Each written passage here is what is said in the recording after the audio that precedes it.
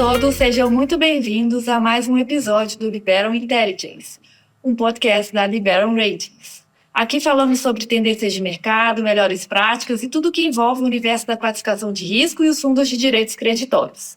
No episódio de hoje, vamos continuar falando sobre o crescimento do mercado de FDICs no Brasil e, para isso, estão aqui conosco novamente o Décio Batista Santos, que é o sócio fundador da Liberum, e também o João Peixoto, que é o fundador da Ouro Preto Investimentos. Eu sou Juliana Skincariol, sou jornalista especializada em mercados de capitais e sócia da Ânima Comunicação e Governança e vou conduzir essa conversa. Então, gente, muito obrigada por estarem aqui conosco novamente. É um prazer ter vocês aqui. Décio, obrigada. João, muito prazer. Seja muito bem-vindo aqui ao nosso podcast. Eu que agradeço.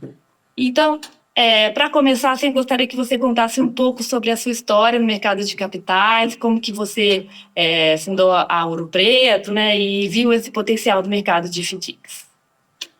Juliana, assim, minha formação é em Direito, né, principal. Né, fiz vários outros cursos, fiz inclusive Economia, estudei Economia, os cursos na USP, e fiz Direito na USP, que é São Francisco, né, a Faculdade de Direito da USP. E trabalhei em grandes escritórios, trabalhei em multinacionais, estatais, montei meu escritório muito jovem ali, muito cedo, porque eu não queria ter patrão, então eu queria ser um autônomo mesmo, né? Tinha aquela ilusão do advogado, né? Autônomo, né? E hoje cada vez mais raro no mercado, né? E advoguei bastante no mercado de capitais, né? Comecei a advogar para investidores, para corretoras, né? E investidores pessoas que tinham saído do mercado de capitais que montaram corretoras. Tá? Então, eu vi nascer todo esse novo mercado de capitais, que eu até coloco como ponto de virada ali, foi quando surgiu o home broker, mas a grande transformação aconteceu na década de 2000. Né? Na década de 2000, que 2000 saiu o FDIC, 2001, 2003 o FIP, em 2004, o CRI, o CRA, né? Em 2009, por aí, acho que mudou toda a legislação de fundo imobiliário. Então, o fundo imobiliário era um negócio travado, existia há bastante tempo, mas só tinha uma coisa não funcionava. Então, houve uma transformação no mercado de capitais. Quando eu comecei a advogar lá atrás, o mercado de capitais era só debêntures emitidos por grandes companhias, 200 só grandes companhias emitindo debêntures por aí. E eram ações na bolsa, né? Você tinha só o mercado de ações, todos os corretores viviam de corretagem das ações, né? Então não tinha plataforma de investimento, tudo isso surgiu. Então eu vi nascer todo esse novo mercado, que eu acho que é um grande impulsionador ali que vai mudar completamente o mercado financeiro, né? O mercado financeiro você tem dois lados, né? O bancário e o mercado de capitais. Eu acho que a gente está numa transformação que o mercado financeiro está deixando de ser um mercado bancário, especialmente bancários, e se transformando muito mais no mercado de capitais, vai ficar parecido com os Estados Unidos, onde o mercado de capitais ele é maior que o mercado bancário. Né? 75% das operações de crédito nos Estados Unidos se dão no mercado de capitais, né? São valores imobiliários emitidos, ofertados publicamente, e as gestoras dos Estados Unidos são maiores. Até faço um comparativo, que as gestoras nos Estados Unidos elas são maiores que os bancos. Né? Você pega a BlackRock, ela é muito maior, tem 10, 11 trilhões sob gestão, é bem maior do que o JP Morgan, o primeiro banco americano, que tem 3 trilhões. Se você pega a segunda gestora americana, que é a Vanguard, ela é bem maior do que a BofA, que é o segundo banco americano, que tem 2 trilhões e meio. E o que aconteceu? Ali, no começo ali do ano 2000, eu estava advogando para um pessoal, né, para uma corretora, tá? E eu saiu um produto FDIC, eu junto com os donos da corretora, nós resolvemos lançar o produto FDIC para o mercado de uma forma mais abrangente. Né? Então, eu tinha ali uma participação no produto, na estruturação de produtos financeiros ali, em parceria com essa corretora. E depois dessa corretora, depois virou um banco, tá? Aí eu tinha lá até um contrato de vesting verbal, uma participação, só que em determinado momento houve um desentendimento entre os sócios e cada um foi para um lado. E aí foi quando eu resolvi montar a gestora. Isso foi mais ou menos no ano 2009, 2010. Né? No final dessas transformações todas. Né? E aí, quem montou a gestora foi o meu sócio, a gestora tem 3 sócios, né, que é o Leandro, que é meu sócio, que vinha do mercado já, passou por corretora, passou por fundo de pensão, ele foi gestor lá de fundo de pensão, então e ela trabalhava num family office. Então eu e ele montamos a Ouro Preto. Hoje a Ouro Preto tem 3 sócios, Felipe, Leandro, eu, e também estamos lá fazendo um partnership, mas de uma maneira diferente, né, desse mercado. E por que eu montei a gestora, a gente resolveu montar a gestora, né? Porque eu, no meu caso particular, é porque eu me sentia mais ou menos um empreendedor no mercado de capitais, né? Eu vim de uma família que é bem empreendedora. Meu pai teve 1 milhão de negócios, indústria, hospital, coisa. E também eu era advogado, mas era um cara muito empreendedor ali. Eu também sempre tive um pouco essa veia empreendedora. Já estava no DNA, já nasceu lá. O menino nasceu empreendedor. Até hoje eu invisto bastante em empresas, invisto bastante em startup, fintechs. Eu gosto desse negócio de empreender, criar empresas e tal. E a gestora era...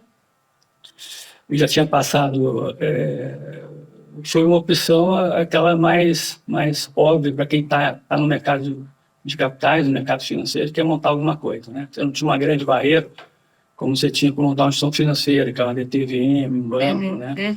A barreira nem é tanto uma barreira econômica, financeira. A barreira mais... regulatória, talvez?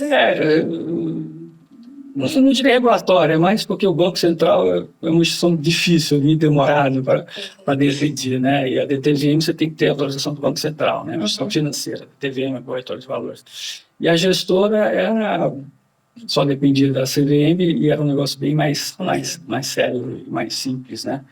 E, na verdade, é onde a gestora você coloca a mão na massa mesmo, né? Você decide os investimentos. E foi um momento feliz, porque esse mercado está crescendo muito e não vai parar de crescer. Quando a gente montou a Ouro Preto, eu acho que havia menos de 400 gestoras, 300 gestoras. E a gestora era um negócio relativamente novo no Brasil, gestoras independentes, né? Porque elas foram criadas no final da década de 80, ali, no começo da década de 90. E tinha uma outra. Até então, a única gestora de recursos eram os bancos, né? Gestora de recursos... porque o banco é uma gestora de recursos, né, de terceiros. E a gestora independente de recursos de terceiros, que era normatizada ali pela CVM. Hoje você tem mais de 1.000, né? E cada dia que passa, eles surgem 100 gestoras novas. Eu acredito que dentro de uns 5 anos a gente vai ter umas 3.000 gestoras. E vai ter muito mais dinheiro no mercado de capitais via gestão de carteira, gestão de fundos de investimento, gestão patrimonial. São as 3 funções ali da gestora, as 3 atividades que a gestora pode fazer, né? Você faz uma gestão de uma carteira, faz a gestão de fundos de investimento. No nosso caso, a gente também optou por fundos de investimento, né?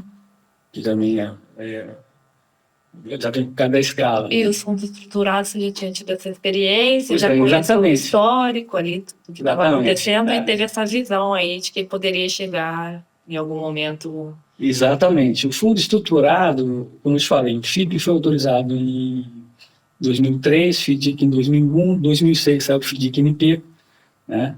E a gente acompanha nesse mercado, o fundo imobiliário, na corretora, para quem eu prestava serviço naquela época, né? E com quem eu fiz esse acordo aí de lançar esses produtos, a gente viu que isso aí é o futuro, né? Quer dizer, o FIB abriu todo o mercado de empresas de capital fechado, que eram inacessíveis para o investidor, né? E agora até empresa limitada, né? Até você pode investir numa empresa no exterior. O FDIC abriu todo o mercado de crédito. Todo o mercado de crédito, que era um negócio, como eu falei, antigamente, só tinha o mercado de crédito se resumia a títulos públicos, né? Papéis de emissão de bancos, e era muito difícil os bancos pequenos captarem também, os bancos médios, né? Sim, era muito difícil. Né? Graças agora ao FGC, que sim, eles conseguiram captar, né? Se não fosse o FGC, eles teriam muita dificuldade. Então, muitos bancos lá atrás utilizaram o FDIC, E o mercado daquela época, o mercado de crédito era só debêntures de grandes empresas, papéis de emissão de banco. E hoje você tem acesso ao mercado inteiro. O histórico de Selic que é altíssima no Brasil também, né? Acabava tendo uma barreira enorme para novos produtos. Né? Isso é um problema, digamos, de décadas no Brasil, né? Taxa de juros alta, né? Então, é um milagre até que o país não tenha quebrado, todo mundo não tenha quebrado, porque é incrível como é que você convive com essas taxas de juros altos que remuneram mais do que a própria atividade econômica ali, né? Não tem como, né? Quando você pega que tipo de negócio vai dar vai te pagar dividendos aí de 15%, 20%, né? Então, assim, eu falo que essas taxas de juros altas, né, que a gente aceita conviver com elas, né? Isso aí vem penalizando o Brasil durante muito tempo, né? E vem empobrecendo o Brasil. Taxa de juros altas e tributação elevada. A tributação no Brasil é incompatível com o estágio de crescimento do Brasil em um país pobre, subdesenvolvido, né? Nossa taxa, como dizia o Delfim Neto, o Brasil podia se chamar em Gana, né? Taxa de Inglaterra e serviços de Gana, né? Porque a tributação é absolutamente alta, né? Tributação comparável aos países nórdicos, né? Então, assim, eu acho que então, assim, o governo suga toda essa energia, né? As taxas de juros são altas no Brasil porque o governo tem que pagar uma dívida muito elevada, né? E a gente suga todas as energias aí da população brasileira por meio de uma tributação absolutamente alta e de taxas de juros absolutamente altas que são mantidas pelo governo, porque ele precisa rolar do dele. E hoje, como é que é o ritmo de vocês lá na Ouro Preto, assim? Ritmo de estruturação, patrimônio? A gente está com cerca de 13 milhões de patrimônio, 140 fundos. Estamos fazendo aí 70 fundos aí, mais FDIC. Nós estamos tendo todos os fundos, todas as classes Ambima, né? Até uns fundos exóticos lá que fazem defesa, mas fundos de investimento em cultura e arte, coisas desse tipo. Mas, assim, a nossa ideia é ser uma gestora que tem múltiplos negócios aí, né? Várias. Porque estava até conversando com o Marcelo ontem, né? Que o mercado, assim, a coisa de uns 4 anos, 5 anos, uma gestora ela tinha que se especializar, né? Então, gestora de ações só mexer com ações. Gestora de renda fixa, só renda fixa, gestora de FDIC, só FDIC, de FIP, só FIP. Isso, então, o mercado ele não aceitava, você queria, né? Mas agora está mudando também. Então, por quê? E por que eu acho que tem que mudar? Porque o mercado é cíclico, por exemplo. Nós estamos vendo muito ruim para ações, péssimo para ações brasileiras, péssimo para os fundos multimercados. Para aquelas gestoras, as maiores gestoras do passado, né? Elas são com muita dificuldade porque os negócios delas eram fundos multimercados, né? Então, estão todas vindo para o crédito, né? E a gente tem fundos de ações, a gente tem fundos multimercados, né? Estamos fazendo fundos de ações. Então, assim, porque o mercado muda, né? Então, pode ser que daqui a 2 anos o fundo de crédito não seja tão atraente quanto o fundo de ações, por investimento no exterior. Então, a tendência também, as gestoras também vão crescer bastante, então a tendência é que as gestoras elas tenham lá equipes atuando em todos os mercados, né? Todas as classes de tipo de fundo, né? O que não era muito comum há uns tempos atrás, né? 4, 5 anos, né? Era muito difícil, por exemplo, a gente tentou muitas vezes colocar um fundo multimercado, né? Oferecer fundo multimercado, fundo de ações, e sempre a gente esbarrava nesse problema. Vocês não são especializados em FDIC, né? Nessa dificuldade. E hoje isso já está mudando também. Então, eu acredito que as gestoras vão crescer muito, muito. Vai ter gestoras gigantes, o mercado vai ficar muito parecido com o mercado americano. E você acha que os bancos, esse perfil aí de bancos e gestoras do Brasil tende a mudar? Ou não? Ou o mercado americano é incomparável, assim, né? Em termos de tamanho, estrutura, produtos? Tende a mudar totalmente. O mercado americano, é claro, é 20 vezes né? É maior que o mercado brasileiro, então você tem que guardar essas proporções, mas o mercado brasileiro também é bastante sofisticado, tem muitos produtos também agora, né? Muitos produtos. Então, em relação a isso, eu acho que não deve ter o mercado americano, em termos de criatividade, né? Só que eu acho que o que vai acontecer é que o mercado bancário ele vai dar uma encolhida, eu acho, na minha opinião. Tá? Posso até ter enganado. Ou ele vai mudar, né? Com certeza ele vai mudar, porque os bancos, durante 200 anos, eles faziam negócio na agência, e só com os clientes. Então, eles pegavam dinheiro, né? Captavam dinheiro dos clientes, que tinham muito ricos, que tinham dinheiro sobrando, e emprestavam para os clientes, pegavam o dinheiro dos superavitários e davam para os tomadores ali que estavam precisando de dinheiro. Então, isso é um negócio do banco, tudo dentro da agência. E a agência desapareceu, né? A agência, cada vez mais, diminui o número de agências, né? Você tinha 23 mil agências há 7 anos atrás, hoje você tem 16 mil, e a projeção é que daqui a 5, 6 anos, daqui a 5 mil agências. Ou seja, daqui a 5, 6 anos, é provável que a gente tenha mais FIDIC do que a agência bancária. O negócio da agência bancária perdeu completamente sentido. Interessante esse ponto, João. 99% das operações hoje são feitas em smartphone, né? Ou home bank, né? Então, ninguém mais vai na agência bancária, não tem mais o dinheiro físico, então não tem mais o cofre, as pessoas não vão mais lá para fazer... Fechamento das agências é uma coisa ninguém tem mais clara, tempo, né? O mundo é muito mais corrido, ninguém tem mais tempo para sentar e ficar esperando dinheiro, né? Conversando com... Ninguém quer ficar conversando com o gerente, né? O cara quer celeridade ali, né? Só aquele velhinho lá que vai lá no caixa só para falar com o caixa, né? Sim. Ele está se sentindo solitário. E isso na Europa, né? Sim. Fizeram uma pesquisa, assim, tinha um cara de velhinho que ia no banco só para falar com o caixa. E para bater um papo com o caixa, eu bater um papo com o gerente, né? E não era para fazer negócio.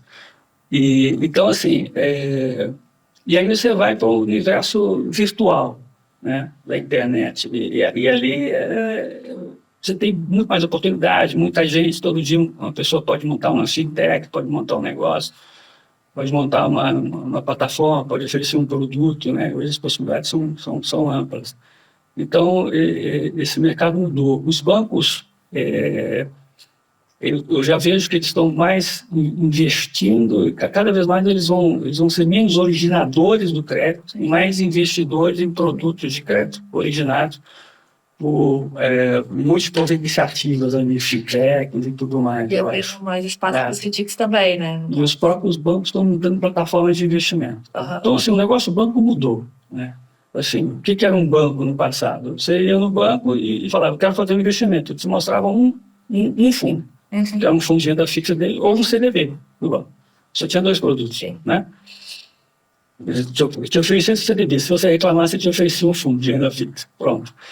E hoje o investidor é muito mais exigente, a expectativa mudou. Ele quer investir no fundo imobiliário, ele quer falar no FDIC, ele quer investir no exterior. Mais informação também disponível. Ele quer comprar a ação da Nvidia, ele quer comprar a ação da Microsoft, ele quer comprar a ação... Ele quer... Então, assim, você tem que fazer plataforma de investimento. Então, isso acaba tornando menos conflituoso ali, né?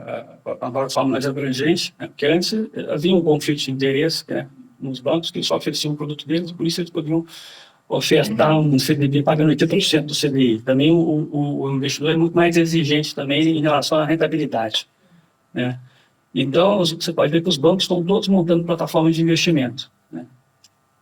Claro que isso começou com a XP, depois o BTG, hoje XP e BTG são líderes, nós temos o Itaú com o Ion também, cresceu muito, né? Mas o que eles têm em comum? São plataformas mais abertas, né? Oferecem uma gama de produtos, isso cada vez vai ficar mais aberto isso. Então, assim, o negócio na captação de recursos já mudou, né? O banco está virando mais parecido com uma gestora, né, ou uma corretora de valores do que exatamente um banco tradicional que fazia negócio só com os seus clientes, né? E não, é claro, do cara que é na plataforma vem um cliente do banco, mas ele é um cliente de investimento, né? Não é um cliente bancário. Tudo. E também você tem muitas hoje bancas de acesso, né? Você tem hoje a pessoa pode abrir conta em qualquer, né? Você tem muito, né? Você pega Nomad, Wise, né? Você pode montar uma conta, né? E tirar dinheiro do mundo todo. Então, então eu diria que o banco ele tinha 3 negócios, né? Um é gestão de recursos, outro era emprestar dinheiro, né? Crédito, financiamento principalmente, investimento, né? Era pouco, e o negócio da bancarização, né? Você fazer a gestão das contas, cobrança, da movimentação, né? Financeira, pessoa jurídica, pessoa física, né? Tal. Esses 3 negócios estão sob ataque. Né? A captação de recursos via plataforma de investimento, né? O crédito, você tem uma multiplicação de iniciativas de fintech de crédito, principalmente graças ao FinTech, né? Também, que ajuda. E você tem uma multidão de gente oferecendo soluções de instituições de pagamento, né? Oferecendo toda a solução completa de bancarização. Hoje você tem no nível, por exemplo, umas 30 boas empresas fazendo serviço de bancarização, estão praticamente um banco completo. Uhum. Né? Então, isso aí eu acho que está cada vez mais difícil para os grandes bancos. Né? No entanto, o banco continua tendo lucros exorbitantes. Né? Que é normal, né? Nada contra. Agora, antes de continuar nessa história dos bancos, eu acho que a gente tem um espaço um pouco para falar sobre a Liberum também, né, Décio? Que a gente já gravou alguns episódios e ainda você não teve a chance de falar um pouquinho sobre a história da Liberum e como vocês chegaram até aqui hoje, né? Então, conta pra gente um pouco como que foi. Obrigado pela pergunta, oportunidade, Juliana. O Maurício e eu fundamos a Liberum em 2011, 16 de junho de 2011. Então, daqui a uma semana, né, vamos estar comemorando 14 anos de vida. Eu fui te chamando. Eu fui testemunha, João. Acho que foi o primeiro cliente que nos visitou no nosso primeiro escritório, que era muito pequeno, né, João? Cabiam, acho que 4 pessoas. Se tivesse entrasse o quinto, tinha que sair alguém, que não cabia. Cliente longevo é bom, né? Isso longevo. Um amigo, parceiro de longa data. Começamos a empresa porque, justamente como o João Peixoto viu uma oportunidade, o Maurício e eu também vimos uma oportunidade de abrir a Liberum Ratings e começar a empreender o nosso negócio. Por quê? Em 2008 e 2009 aconteceu a crise do subprime no mercado americano. E ficou muito evidente que as agências de classificação de risco de crédito elas eram muito passivas. E aí nós vimos uma oportunidade de criar uma agência de classificação de risco de crédito que fosse proativa. Então, desde o nosso início, com recursos escassos, nós sempre investimos muito em tecnologia e na formação da nossa equipe. Né? Então, hoje a Liberum Ratings tem mais de 200 fundos, mais de 500 ratings ativos. Nós temos uma central de risco igual à do Banco Central, lógico, guardadas as devidas proporções. Nós acompanhamos mensalmente mais de 200 FDICs. A Liberum administra e verifica mais de 36 milhões de transações de créditos mensalmente. Temos lá 500 mil sacados, 13 mil cedentes. Então, todo esse investimento em tecnologia foi capaz de nos preparar para viver esse momento do mercado de crédito, onde você precisa ter tecnologia, pessoas qualificadas, porque não adianta ter tecnologia se a pessoa não sabe enxergar o resultado do algoritmo, o que está sendo mostrado ali. Então, nós temos o pessoal altamente qualificado, nós temos algoritmos, inteligência artificial, tudo isso para quê? Para atender a demanda do investidor, que no mercado de crédito, que é um mercado muito dinâmico, e ainda mais no mercado de recebíveis comerciais, você precisa acompanhar mês a mês as carteiras. E é a única agência de classificação de risco de crédito no país que acompanha mais de 200 fundos mensalmente, que acompanha mais de 36 milhões de transações de crédito é a Liberal Ratings. As outras não têm capacidade tecnológica nem pessoal especializado para enxergar isso com a profundidade que nós fazemos. Então, sim, com o tempo, você vem ganhando, nós vamos ganhando a confiança dos investidores.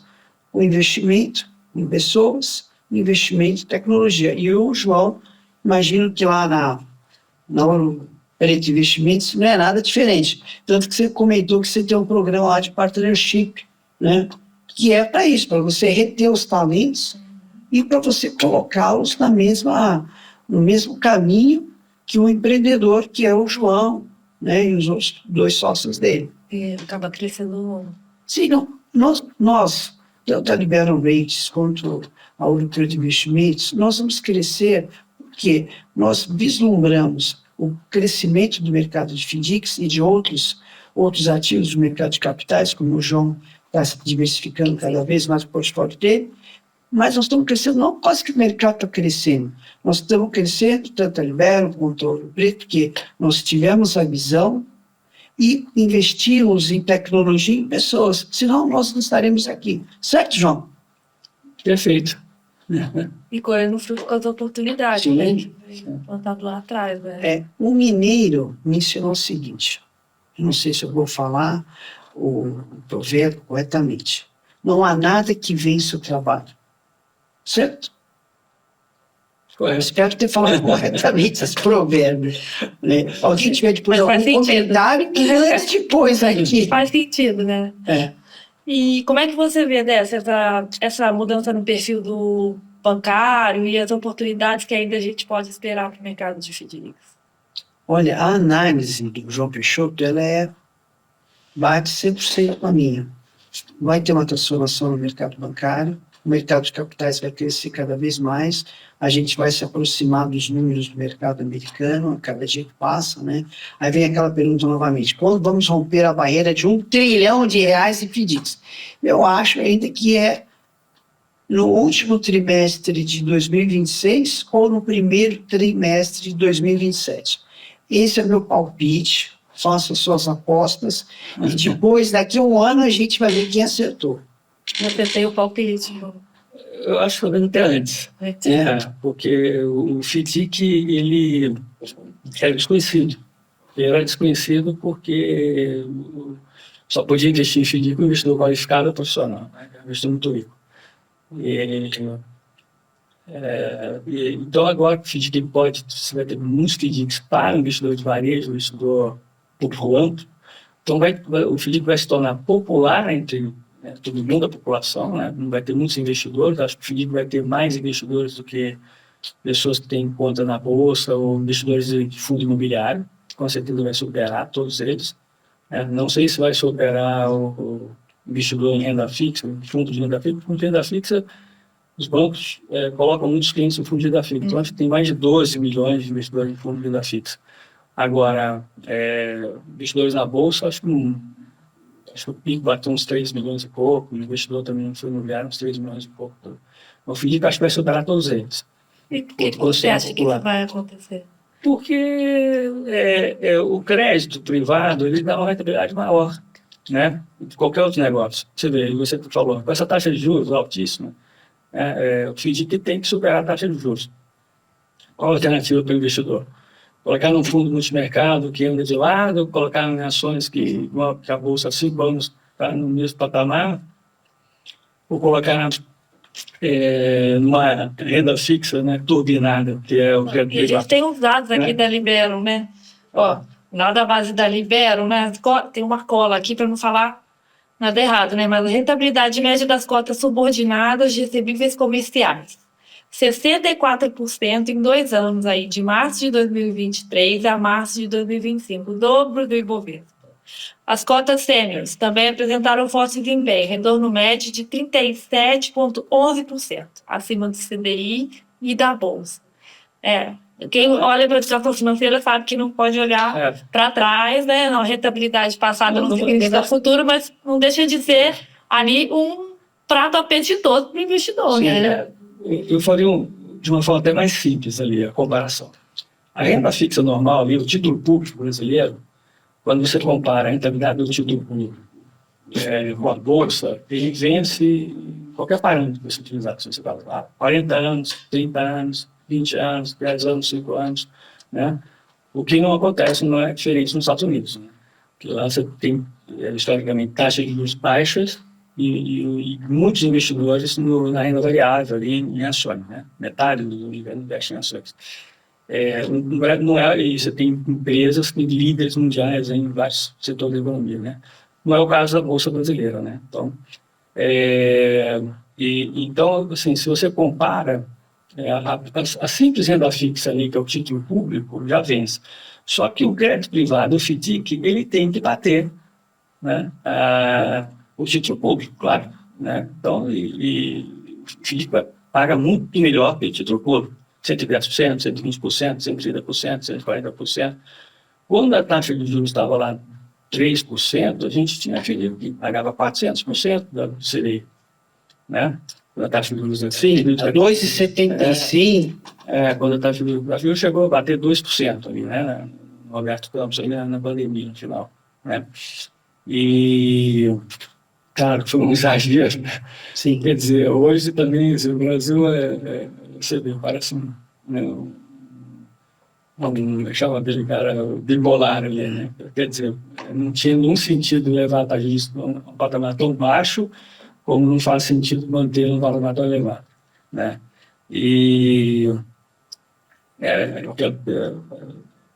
mas isso não é isso, de pensar o tempo aqui, mas eu discordo um pouco daquela ideia de que a taxa de juros elevados ela serve para controlar a inflação. Eu discordo um pouco. Eu acho que o crédito aqui é a inflação, o aumento da base monetária se dá através da base do aumento do crédito. Então, se tem taxa elevada, você aumenta a base monetária, né? Mas eu acho assim, então assim, o FDIC ele sempre vai dar uma rentabilidade melhor do que a rentabilidade de um investimento em imóveis, do que investimento em ações no Brasil, e do que a renda fixa normal, que é o título público ali, né? Ou o papel do banco também, que o banco sempre vai captar a 120% CDI, a 100% CDI, a 90% CDI. Então, o FDIC vence, né? Sim. Qualquer outro concorrente, né, no quesito rentabilidade, né? Claro que tem uma concorrência ali, tem uma concorrência ali, às vezes com um produto que é isento de impostos, tal, que aí é uma distorção também brasileira, né? Isso não é correto, existir no médio e longo prazo. Hoje, você me permite fazer uma adendo aqui. Nós já tínhamos falado nos programas anteriores que, na minha visão, e na visão da Liberal Ratings, os FDICs abertos para o público em geral pode funcionar como uma excelente previdência privada, se deve então lembrar. E o comentário do João confirma isso de forma plena. Os FDICs para as pessoas físicas, ele pode se tornar um bom plano de previdência, porque as taxas de gestão e administração, quando ele investe diretamente, são muito menores, muito menor do que você comprar um VGBL da vida aí, é muito mais acessível e rende muito mais. Eu tenho um caso na minha família, da minha esposa, que tinha aí um VGBL, agora eu não me recordo exatamente, e ela falou, nossa, mas esse plano não está rendendo nada. Eu falei, deixa eu ver aqui. Uma empresa grande, de previdência privada, estava rendendo 85% do CDI nos últimos 5 anos. Pelo amor de Deus, tira o dinheiro daí, agora. Eles não estão nem te pagando a inflação. Então, assim, isso mostra que os FDICs que o João falou brilhante aqui, pode ser um excelente veículo de investimento para as pessoas colocarem suas poupanças. Lógico, bons produtos, bons investimentos, gestores responsáveis que vão avaliar isso e vão ter um rating adequado, e pessoas que estão ali, porque nós não podemos esquecer que o FDIC tem muitos atores independentes cuidando dele. Nós temos o gestor, o administrador, o custodiante, a auditoria financeira do fundo e a agência de rating e o regulador, a CVM. nós temos 6 agentes monitorando o mesmo ativo. Então, isso é ótimo. Desculpe. E o que você acha que falta para dar essa virada de chave, dessa popularização, digamos assim, dos FDICs? Você mesmo mencionou que os fundos imobiliários levaram um tempo, né? E hoje a gente vê muitos investidores engajados, que analisam, estudam e discutem sobre os produtos que eles estão investindo. Isso é importante também, né? Independentemente do ativo. Assim. E eu acho que todo mundo quer ver isso também nos FDICs, né? Pois é, a virada de chave já aconteceu agora, né? É porque a liberação para investir começou esse ano. O CGM deu o aval para a pessoa física poder investir diretamente, né? Com então, o que acontece? Demora um pouco, né? Para pegar tração, para as gestoras também lançarem os fundos. Só me engano, só tem uns 6 fundos aí, os varejos. Tem 3.200 FDICs no mercado, para investidor qualificado ou profissional, né? Só 6 FDICs para investidores de varejo. Então, por exemplo, a gente já está preparando para... Só a gente está preparando para lançar 6, né? Até o final do ano. 6 FDICs voltados para o público. Ou seja, já vai dobrar a oferta de produtos que estão aí no mercado. Então, isso demora um pouco, né? Isso tem ali controles um pouco, né, um pouco diferentes ali, né? Você tem umas exigências, né? Que, por exemplo, de exigência aqui? Você tem que ter, obrigatoriamente, tem que ter o rating, né? Agência de rating, tudo mais. Você não pode investir em créditos não padronizados. Você não pode, se você é um FDIC, você tem que investir pelo menos em 4 FDICs diferentes, né? Pulverizar o risco. Você tem que pulverizar o risco. Tem algumas regrinhas ali, né, que tem que ser observadas, que muitas vezes, como FDIC é um investidor qualificado, um investidor profissional, você não precisava ser tão rigoroso ali em algumas coisas, né? Então, a gente está com 100 FDICs rodando ali, né? Então, dentre os nossos 100 FDICs, a gente tem que ver quais FDICs ali estão preparados para receber recursos do investidor. São elegíveis. São elegíveis para receber recursos, né? Aí não são todos. Às vezes você tem, por conta de 1% da carteira do FDIC, 2%, você é obrigado a tirar o FDIC. Você é obrigado a tirar o FDIC. Nesse caso, vamos fazer um FDIC novo, né?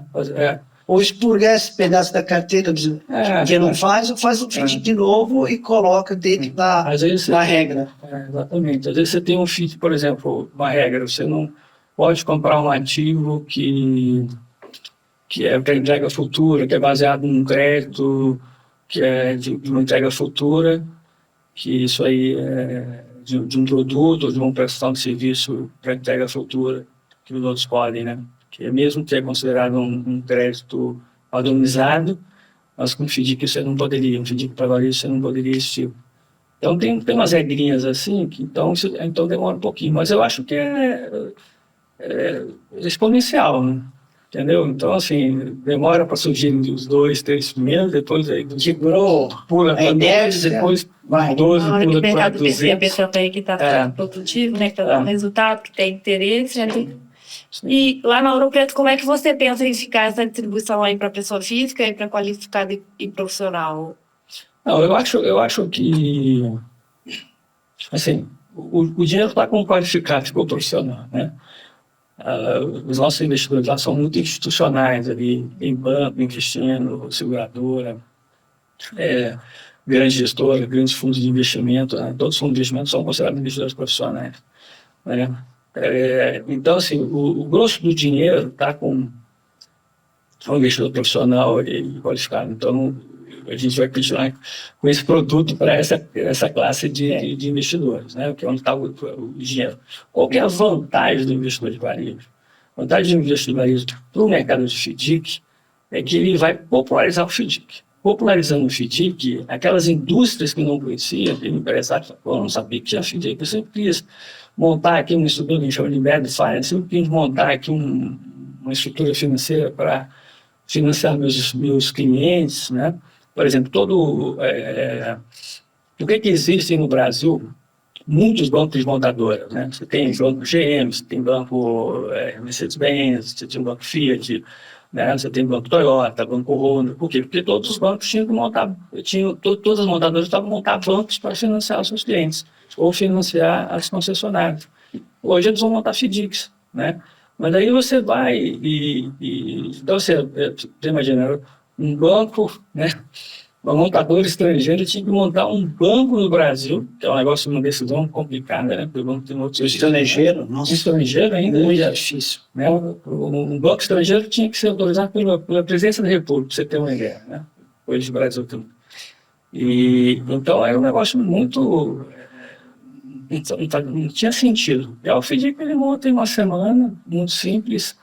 Ele entra como investidor, né? Pode captar dinheiro até dos investidores lá fora, no mercado, pode captar dinheiro no mercado com muito mais facilidade, né? Ao contrário do banco, que é muito mais difícil. Então, assim, esse exemplo que eu estou dando serve para todas as empresas, serve para todas as empresas. Né? Então, eu acredito que todas as grandes empresas vão montar FDICs, né? Ou porque eles entenderam que o FDIC pode ser um segundo negócio ali, né, financeiro, que eles vão ganhar dinheiro, como pega o iFood, né? Fecha o Havana, o Senuai, é um segundo negócio, ou seja, que orbita ali em torno do negócio principal e o negócio para ganhar dinheiro. Ou ele vai montar aquele negócio exatamente para impulsionar o seu core business ali, o seu negócio principal, né? Em vez de ter o fundinho no banco, ele tem a própria... Então, por exemplo, você vai fazer um crédito direto ao consumidor, você vai estar financiando o consumidor, você vai estar financiando o seu fornecedor, garantindo que o fornecedor vai estar... que vai ter condições de continuar entregando a mercadoria para você, exatamente. Então, assim, eu acredito que todas as grandes empresas aí, elas vão montar FDICs. E como é que fica o espaço, o papel do rating dessa? Assim, a gente tem a questão do FDIC de pessoa voltado para pessoa, para investidores públicos geral, que hoje vai ter, né, a obrigatoriedade de ter um rating e não para os outros públicos qualificados, profissional, se não me engano, vai ser voluntário, né? Como é que isso conversa e como que você acha que isso o mercado vai se adaptar a essas mudanças aí e ter a ciência da importância do rating mesmo quando ele é voluntário? Muito obrigado pela pergunta. Eu acho que isso conversa de todos os aspectos, tanto o investidor pessoa física quanto o profissional e o qualificado. Porque o profissional e o qualificado, eles também querem ter um segundo olhar sobre o mesmo risco, né? Apesar da mudança da regra da 175, na prática, nós não enfrentamos nenhuma dificuldade no número de ratings. Ele se permaneceu estável, ou seja, o investidor qualificado profissional continua exigindo porque ele quer um segundo olhar sobre aquele ativo de risco que ele tem. E no caso da pessoa física, ela é obrigatória. Mas muitas vezes esse investidor profissional qualificado já está atendendo a pessoa física através de um FIC, né, ou de um outro veículo.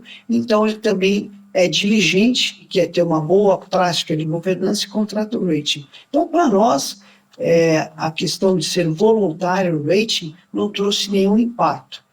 E o mercado, como o João muito bem falou, ele só vai crescer. E essas, as empresas, eu acho que realmente todas elas terão os seus FDICs. E as grandes empresas, uma vez mais, né, confirmam aquela nossa ideia de que nós vamos ter os FDICs high grade, que são bons riscos de crédito, pagando um prêmio menor aos investidores, porque o cedente do crédito tem uma excelente qualidade de crédito. Então, ele vai poder captar recursos dos investidores, de pessoas físicas, investidor profissional e qualificado, com um prêmio muito menor, para poder ter um funding alternativo ao crédito bancário, ou complementar. E assim, porque os FDICs, eles são mais assim, em termos de alternativa de funding, eles são mais estáveis.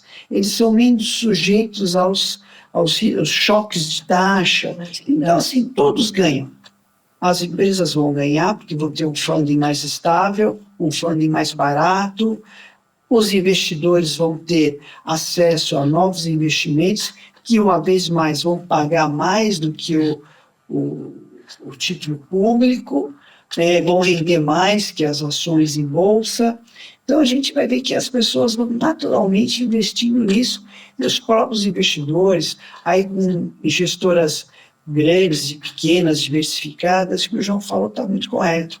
As gestoras precisam se diversificar mesmo, porque você tem que oferecer um serviço completo ao seu investidor. Se o investidor quer uma ação, tem uma ação. Quer um fundo imobiliário? Temos fundo imobiliário. Quer um fundo de crédito renda fixa? Temos aqui crédito privado. Então, tem que oferecer tudo. Isso é ótimo para você diversificar. E falando em diversificação, como é que vocês estão olhando para inovações aí no mercado? A gente já teve 2 episódios sobre tokenização aqui, mas eu queria entender sua opinião, se vocês olham para esse mercado, como é que você acha que isso tende a avançar aí com relação aos FDICs? Olha, a minha opinião sobre a tokenização é das melhores, né? Não é das mais positivas. Por quê? Eu acho assim, o mercado como um todo está exigindo muita tecnologia, está todo mundo investindo em tecnologia, né? Eu lembro que quem investiu antes, né, desfruta de certas vantagens, né? Como Libero, por exemplo, o Ouro Preto, que a gente tem investido já antes dos outros, né? Como o Gás falou, né, você tem investido antes dos concorrentes, né, digamos assim. Então, assim, investir em tecnologia hoje é fundamental, tá? Agora, em relação à tokenização especialmente, a tokenização ela tem uma contradição, né? Que você tem um movimento de centralização dos ativos em centrais registradoras autorizadas pelo Banco Central, né? Que vai dar bastante segurança para o negócio, né? E a tokenização é o caminho oposto, né? Você não sabe ali, é como se você estivesse voltando ao papel aportador, né? Você nunca sabe, né? Porque está girando ali, né? Porque a tokenização é inspirada ali é o blockchain inspirado ali no Bitcoin que popularizou, né? A estrutura do blockchain. Eu já disse isso, que o blockchain é uma tecnologia em busca de uma utilidade, né? Porque, na verdade, assim, se tudo está lá na central registradora, se você sabe ali, vai te dar muito mais segurança, né? Se você sabe quem é o dono daquele papel, né? Você não vai precisar da tokenização, tá? A tokenização é se a gente vivesse um mundo de liberdade, a gente não vive um mundo de liberdade, pelo contrário, né? Você vê um mundo cada vez mais. O governo controla tudo, né?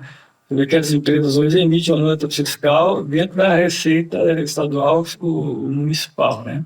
Então, nenhuma nota fiscal hoje a empresa tem direito de emitir que não seja dentro de um aparato. Não existe mais o balão de notas, né? Não existe mais balão de notas.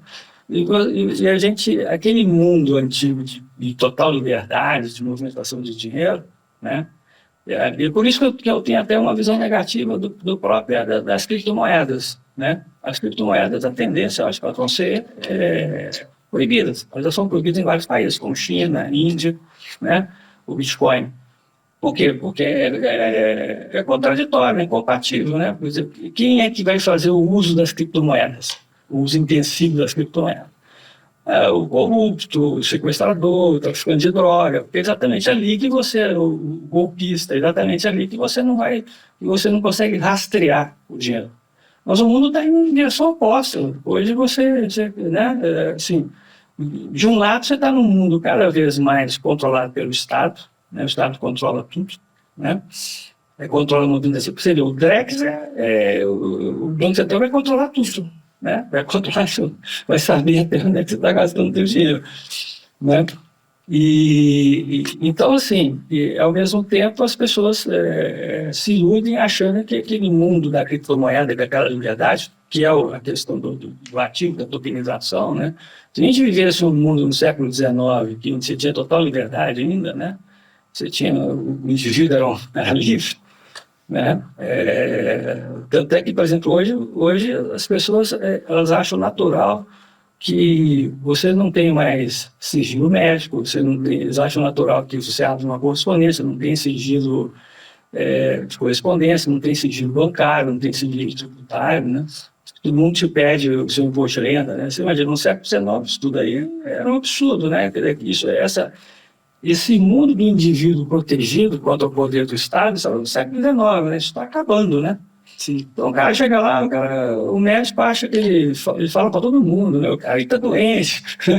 Isso não existia no século XIX, que era um mundo que criou essa liberdade, essa proteção ao indivíduo, né? Porque o indivíduo podia, você não sabe o que ele está fazendo com o dinheiro, né? Se ele está investindo, se ele não está investindo. Hoje eu estou vendo um mundo meio totalitário, né? Então tudo vai ficar transparente então acho contraditório. Vai chegar um momento que essa liberdade que é fornecida aí pela criptomoeda ou pela tokenização vai se chocar com um mundo cada vez mais controlado pelo Estado. E o Estado vai vencer essa guerra, como sempre. Você me falou, você não estão em cima, né? Mas o mercado está testando, né? Acho que ainda falta um tempo aí para ver onde isso vai chegar. Vou te dar um exemplo agora. Nós vimos um golpe agora no Banco Central, né? Todo mundo ficou sabendo. Sim. Entrou lá na quadrilha bancária de instituições, o cara roubou um dia. Tá, onde é que foi pagar o dinheiro? Onde você não consegue rastrear o dinheiro? Na criptomoeda, né? Se não, você rastreia todo o dinheiro ali, você sabe, ó, quem que ficou com o dinheiro, onde é que está o dinheiro agora? Vamos lá pegar o dinheiro agora, o dinheiro está com fulano de tal, o dinheiro está com fome. Aí nós pega agora o dinheiro, não, mas o dinheiro foi para uma criptomoeda, você não consegue mais rastrear, você não sabe onde é que está, pode estar na China, né? Pode estar num cara na China, pode estar um cara em todo o mundo. Você acha que esse mundo é compatível com a vontade que o Estado tem de controlar mais as coisas, cada vez mais controlar mais as coisas, né? Então, assim, eu acho que a tokenização ela teria muito sucesso e vivesse num mundo de plena liberdade do século XIX, ali, pós consolidação da Revolução Francesa, ali, né? Consolidou a plena liberdade do indivíduo ali. Mas a gente não está vivendo num mundo de controle estatal cada vez maior, né? Então, acho que isso aí vai ser... Não vejo muito futuro na tokenização. Bom, então eu acho que a gente já falou bastante coisa, né? Já falamos mais de uma vez que o assunto aqui tende a render, teremos mais episódios aí para discutir, mas tem uma pergunta para vocês aí, para a gente encerrar esse episódio de hoje. Para quem está começando agora, quem está querendo entrar no mercado de FDICs, ou como é que vocês enfim, aconselhariam? Não sei se essa é a melhor palavra, né? Mas o que passo que um investidor, ou até do lado das empresas também, né, que pensam em estruturar um FDIC deveria olhar, se atentar, ou por que elas deveriam, né? Já falamos tanto, mas por que elas deveriam olhar para esse mercado? Não, pois é. Para quem quer estruturar, é só falar com o preço. Né? Boa. E quem quer investir tem que ler o relatório de rating. Já deu a resposta. Eu acho que uma das coisas que vai acontecer com esse mercado de crédito, você vai ter muitas e muitas opções, né? Então, assim, a vantagem de você ter um mercado de crédito, um mercado de investimento concentrado em 5 grandes bancos, que pegavam 80% do dinheiro em circulação, não em 5 grandes bancos, outros conhecem, né? 5 bancos brasileiros, que administravam todo esse dinheiro. É a segurança, né? Está colocando o dinheiro num papel que o banco está te pagando 80%, né? 90% ali do CDI, mas você está ali pela segurança, né? Assim como, por exemplo, até hoje tem 1 trilhão de dinheiro na poupança que as pessoas estão lá, porque foi vendido para elas que a poupança é super segura e tal, e realmente a poupança tem dividendiária, é super segura, então as pessoas estão ali. Mas elas ganham muito menos na poupança do que se estivessem investindo, né? Se você pegar 5 anos de investimento num FDIC nosso lá, a pessoa vai ganhar o triplo da poupança, o dobro da poupança. Seria uma excelente ideia, vou botar esse índice lá na nossa comparação. Só que a pessoa está ali por razão de segurança, né? E uma coisa que vai acontecer quando você tiver 1 milhão de produtos aí, cada vez mais, 1 milhão de FDICs, né? claro que é um exagero, mas você tem 3 mil e poucos FDICs. Eu acredito que a gente vai chegar uns 10 mil FDICs dentro de 5, 6 anos. Tá? Que você vai ter risco, né, diferente, né? Então, daí vai ficar cada vez mais importante que você tenha um bom consultor de investimento, que tenha relatórios de rating, que tenha gente analisando o risco para informar para o investidor, né? Acho que isso vai ficar...